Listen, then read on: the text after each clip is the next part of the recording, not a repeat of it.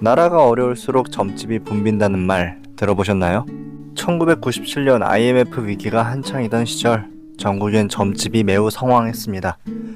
코로나 시기 유튜브와 인스타에는 온라인 굿이 등장했죠. 첨단 기술이 날로 발전하는 현대사회에서 이러한 현상 이상하지 않을까요? 경제 위기, 사회 혼란이 커질수록 사람들은 더 자주 그리고 간절하게 신을 찾습니다. 오늘은 전쟁, 기근, 정치 이러한 불안 상황 속에서 무속신앙이 확산되는 역사 속 사례를 살펴보도록 하겠습니다. 무속이나 전폭에 대한 조선의 태도는 한마디로 이중적이었습니다. 조선은 매우 철저한 유교 국가였단 말이죠. 그래서 무속인들을 철저하게 억압을 했습니다. 수도에서 살지도 못하게 경국대전에 법제화를 시켜놓던가 또 관리하기 편하려고 무속인들을 한 곳에 모아서 살게 했습니다.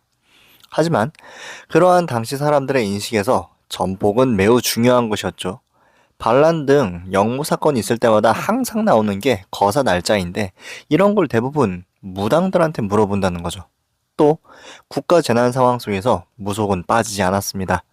조선 후기에는 경신대기근 같은 국가 재난급 전염병들이 많았었는데요. 전염병이 돌 때마다 무당들은 하루 종일 마을을 돌면서 구슬했죠. 백성들에겐 무속이 마지막 안전장치였던 겁니다. 위기 때만큼은 관원들도 슬쩍 구판에 끼어들곤 했습니다.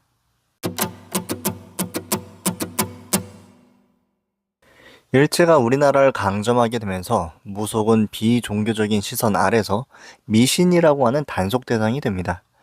이러한 모습들은 1910년에 전통적으로 무속 조직을 해체하는 모습에서 나타날 수가 있죠. 예를 들면 1920년대 제인청을 해체한다든가 이러한 부분들이 사례로 볼 수가 있습니다. 하지만 1920년대에서 30년대 도시 빈민들이 몰려든 서울 변두리에는 자연스럽게 무당촌이 형성되었습니다. 당시 먹고 살 길이 막막했던 사람들에겐 구파는 생계수단이자 혹은 절망 속의 위로였죠.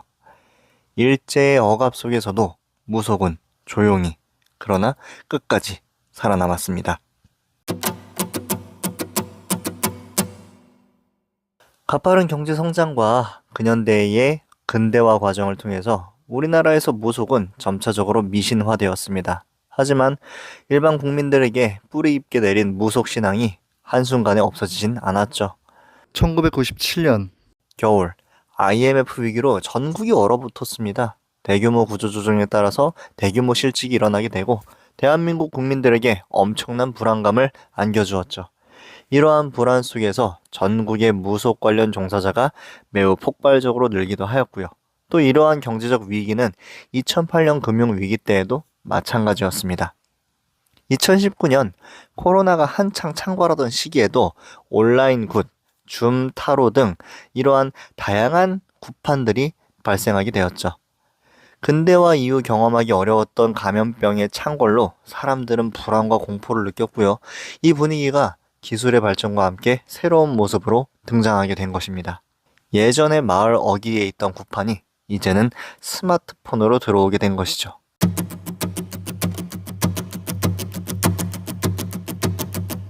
조선의 각종 변란과 전염병, 그리고 일제강점기, 6.25 전쟁, IMF 경제위기, 그리고 코로나 사태.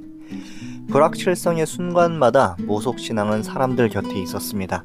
이는 시대를 불문하고 우리 마음속에 깊게 자리한 불안 때문이며 이러한 현상은 앞으로도 지속될 것입니다.